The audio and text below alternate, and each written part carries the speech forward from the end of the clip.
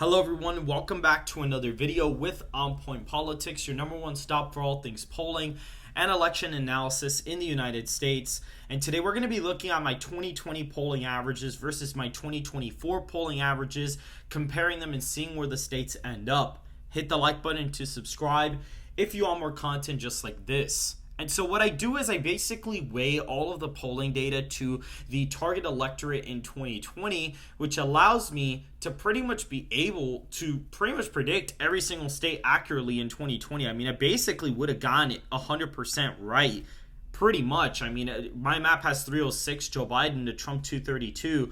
All the states that are basically not safe, I have created a polling average for. So I did not create one for Maine and New Hampshire. I may do that soon. On Nebraska 2nd, it's kind of hard to do an average because there's no partisan lean data for Nebraska 2nd that I can really find. They don't really break it down by party ID. Even in the exit polling, they don't do it either. So that's why I can't really do one for Nebraska 2nd. But I'm basically able to predict every single state almost to perfection. You know, really, there's a couple states that do overestimate Donald Trump in, but most of them still actually lean left, by the way. And when applying these to my 2020 model, which I'm using the same process that I am now to predict 2024, literally gives me a basically perfect map. It's actually leaning to the left of what even happened. My 2020 model prediction is 306 to 232, but all the states are bluer than what they actually even ended up being regardless. So even my model is still left leaning regardless of what it is, but it's the more accurate model from everybody else. And right now, the same polling averages have this as the result, where Donald Trump is winning 341 electoral college votes to Harris's 197. I mean, really, Minnesota and Virginia are a little bit more toss-up-y. Those could go either way, but basically all the states where Donald Trump's leading by over a point, I would be pretty confident that they're going to go that way. Maine at large is a little bit iffy though, because there's literally only one poll in the average and they oversample Democrats by like a ridiculous amount. So Maine at large, I may not even use because right now Maine at large in my actual model, currently I have it as about a point victory for Kamala. I mean, it's just about a point. Virginia is a little bit over a point. Minnesota is pretty close. And New Hampshire is a little bit over a point. So all of these states are literally about a point victory, give or take, in the electoral college. And Maine at large is actually voting to the right of New Hampshire now, which a lot of people pointed out to me that should have been the case. And I mean, there it is. It is now voting to the right of it very, very slightly. New Mexico is about a 3-point victory for Kamala Harris now, so I kind of doubt that it would even be able to go to Donald Trump now. But looking at the shifts between the averages, I mean, Nevada, that's about a 4-point shift because the aggregate now is a 3.7 percentage point lead for Trump. This is about a 0.7 lead for Biden, and when applying that to the 2020 result, that does give you about a lean margin.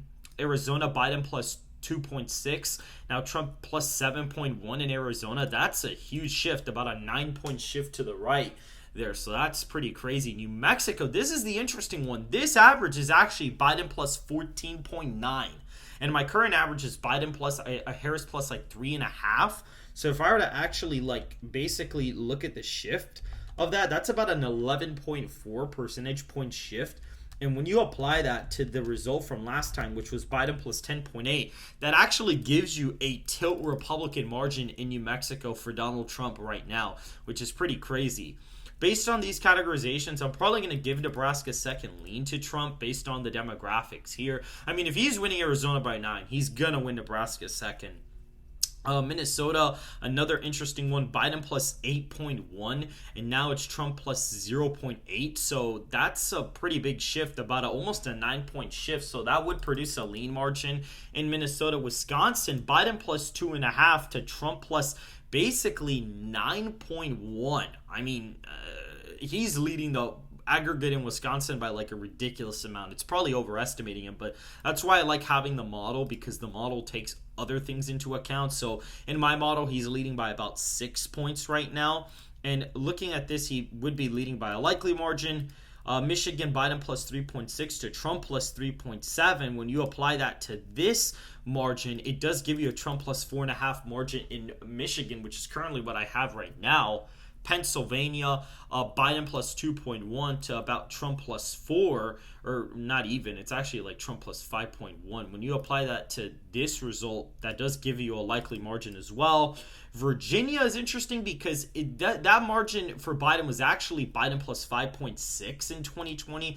This one's Trump plus 0.8, so I'll probably be underestimating Kamala Harris in the state. So more than likely, it would be around a lean margin, give or take. North Carolina and Georgia, when you look at the shifts, they actually produce the same exact margin, which is pretty hilarious.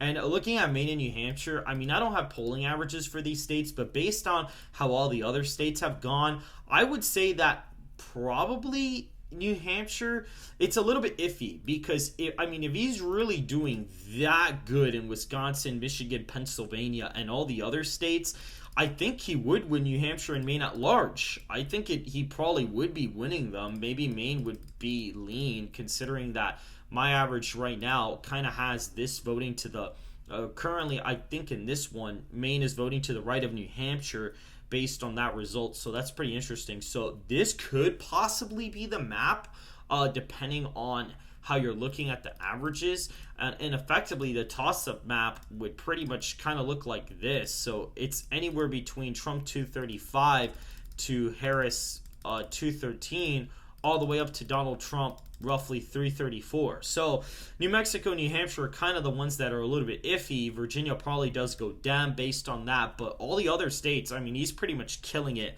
everywhere else.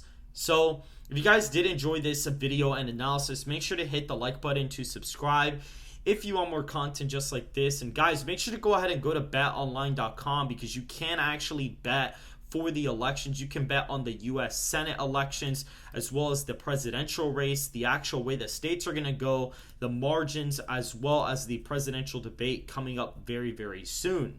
So if you guys did enjoy this, I hope to see you guys in the next video.